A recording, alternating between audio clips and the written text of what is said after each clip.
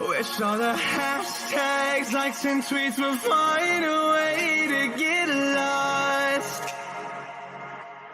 Yeah, and when I pull up to the scene, I wonder what the hell is the cost. 안녕하세요. 유튜브 시청자 여러분 반갑습니다. 예, 김경마의 김기사입니다. 오늘로써 제가 국제 결혼한 지 거의 한 3년이 넘었는데요. 저처럼 뭐 행복하게 잘 사시는 분도 있으실 거고, 국제 결혼에서 본의 아니게 피해를 보신 분도 있으실 거라고 생각이 듭니다. 국제 결혼 뭐 어떻게 생각하면 참 쉽고 또 어려운 게 국제 결혼이 아닐까 하는 생각이 드는데요. 국제 결혼을 왜 할까? 남자 입장에서 생각해 보면, 물론 이제 정상적인 이제 연인 관계를 통해서 국제 결혼을 하실 수도 있지만, 대부분은 홍기를 놓쳐가지고 그 대안으로 국제 결혼을 생각하시는 분도 있으실 거고, 이혼의 아픔을 이제 겪으신 분들이 이제 새로운 시작을 위해서 하실 수도 있고, 등등 여러 가지 이유가 있다고 생각합니다. 그럼 여자 입장에서 보면 국제 결혼을 왜 할까요? 앞에서 말씀드렸지만 정상적인 연인 관계를 통해서 국제 결혼을 하신 분들도 있겠지만, 국제 결혼 중개업체를 통해서 한 경우에 그 여자분이 남편을 사랑해가지고 결혼할 수 있을까? 그것도 이제 일주일 안 되는 시간에 말도 안 통하는데 남편을 사랑해서 과연 결혼할 수 있을까요? 그렇게 생각해보면 답은 뻔히 나오죠.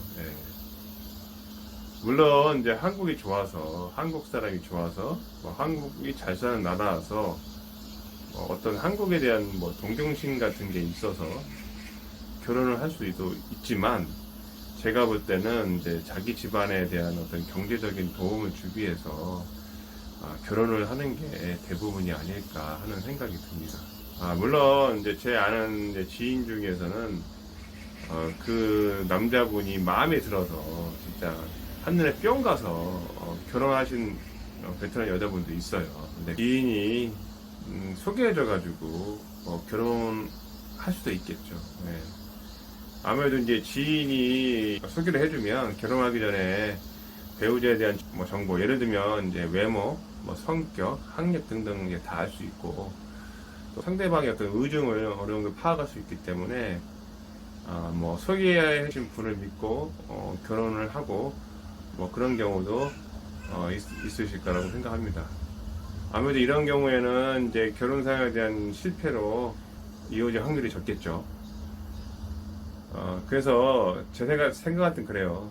웬만하면 아는 사람 통해서 결혼을 하시고, 정 안 되면 이제 본인이 국제 결혼을 하기 위해서 노력을 해야겠죠. 근데 그게 쉬운 건 아니지만, 그렇게 노력을 해야 될 것 같습니다. 저도 개인적으로 이제 저한테 소개시켜 달라고 부탁을 받은 적이 있는데, 지금 소개를 못 시켜드리고 있어요. 왜냐하면 베트남이 예전과는 다르게 좀 경제적으로 많이 좀 풍요로워졌고, 또 매스컴에서 국제 결혼에 대해서 좀 안 좋은 그런 부정적인 시각의 방송들이 좀 나오기도 했고, 또 국제 결혼 업체를 통해서 결혼을 굳이 안 해도 베트남에 이제 한국 업체들이 많지 않습니까? 거기 이제 상주에 있는 한국 사람들을 만나면 되니까 베트남 사람들이 예전보다는 국제 결혼 중개 업체를 통해서 국제 결혼을 하려고 하거나, 아니면 아는 사람을 통해서 국제 결혼을 굳이 하려고 하지는 않는 것 같습니다. 현재는 이제 그런 상황이고요. 두 번째는 이제 베트남 여자들은 왜 도망가는가. 사실 저도 이제 이 얘기 주변에서 많이 들었습니다. 베트남 여자랑 결혼하면 오자마자 도망간다, 도망갔다 등 여러 가지 얘기 들었는데, 근데 이제 도망가려고 아예 처음부터 마음 먹은 사람들이 있어요. 이거는 엄연한 사실이고요. 이건 제가 이제 직접 들은 이제 피해 사례인데, 제가 이제 와이프랑 결혼하려고 베트남을 가려고 하는 상황에서 어떤 한 남자분, 저랑 동갑인 한 남자분을 만났는데, 제가 이제 그 후로 한번 전화를 해봤어요. 어떻게 잘 살고 있나 했더니, 잘 안 됐다고 하더라고요. 그 여자분하고. 그래서 제가 얘기를 더 물어봤죠. 그랬더니, 배우자 될 사람이, 결혼 비자가 나왔는데, 이제 한국에 오기로 하는 날이었는데, 오자마자 도망갔다는 거예요. 그래서, 왜 도망갔냐고 했더니, 자기는 이제 공항 대기실에서 계속 은이 빠지게 신부를 기다리고 있었는데, 이 여자분이 마음 먹고, 다른 출구로 해서 도망을 갔다는 거예요. 물론 이제 여자분이 도망갈 때 한국말이 안 통하니까 한국 내에 있는 뭐 베트남 사람 통해서 도망갔겠죠. 근데 베트남 그 한 달 월급이 한 30에서 40만 원 정도 되는데 돈 벌기 위해서 도망간 것 같습니다. 그 반대로 이제 한국 남자가 잘못해가지고 도망가는 경우가 있어요. 아니면 이제 이혼하는 경우가 있는데 이것도 제가 들은 얘기인데 한국에 오면 당연히 이제 얼마나 심심하고 외롭고 그러겠습니까. 근데 한국 남자분이 잘 챙겨주고 다정다감하게 대화도 하고 이제 여가 시간을 같이 보내야 되는데 자기 볼일 다 보고 신경도 안 쓰고 그랬다고 그래요. 그래서 그 여자분께서 결국에는 이제 이혼을 했다고 하더라고요. 그래서 이거는 남자분이 잘못했기 때문에 이혼한 거고 그 외에도 많잖아요. TV 보면은 뭐 폭력을 행사해서 아니면 뭐 생활비도 안 주고 가정생활 등한시해서 여러 사례들이 나오잖아요. 그래서 베트남 여자분은 딱 두 가지예요. 진짜 아예 처음부터 마음 먹고 도망가는 경우. 두 번째는 한국 남자가 자기한테 신경도 안 쓰고 자기 등한시하고 그렇게 해서 도망가는 경우 아니면 이혼하는 경우 이런 경우가 대부분인 것 같습니다. 실제로 제가 이것도 많이 들은 얘기인데 국제 결혼하면 매달 30만 원씩 돈을 보내줘야 하는가. 저한테 이런 거 물어보는 사람이 있더라고요. 그래서 저는 사실 여러분이 뭐 얘기해도 잘 안 믿겠지만 안 보내드리거든요. 제가 이 부분에 대해서는 이제 와이프랑 얘기한 적이 있는데 제가 그랬어요. 내가 사실 우리 부모님한테 얼마를 좀 드린다. 그래서 더 많이 드리면 좋겠지만 우리 부모님하고 똑같은 금액으로 용돈을 드리겠다고 제가 했어요.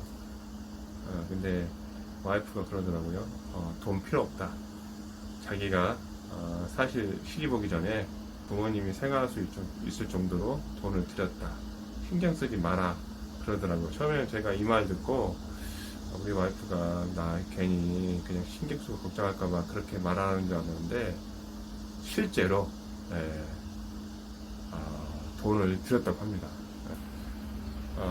그래서 제가 생각할 땐 그래요. 이 부분은 사실 앞으로 배우자 되실 분하고 잘 대화를 하셔서 용돈이나 생활비를 어떻게 할 건지 타협을 하면 될 것 같고 뭐 무조건 뭐 30만 원 줘야 된다 이런 건 없으니까 여러분이 알아서 잘 해결하시면 될 것 같고요.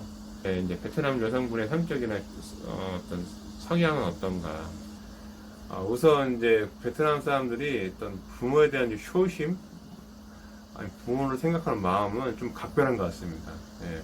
우리나라보다 좀 더 큰 것 같고요. 우리나라 옛날 뭐 1960년대, 70년대를 생각하시면 될 것 같고, 단적인 예를 들면 이제 저희 와이프가 이제 예전에 회사에서 돈을 많이 벌었는데, 그 돈을 전부 부모님 집 고쳐드는 데다 쓰고 부모님 생활비 쓰라고 돈을 다 드렸대요. 한국에 시집 올 때 돈을 가지고 온 거는 거의 없었어요. 거의 없었고 그런 면을 볼 때 베트남 분들이 좀 그런 효심이나 부모를 생각하는 마음이 좀 큰 것 같고요.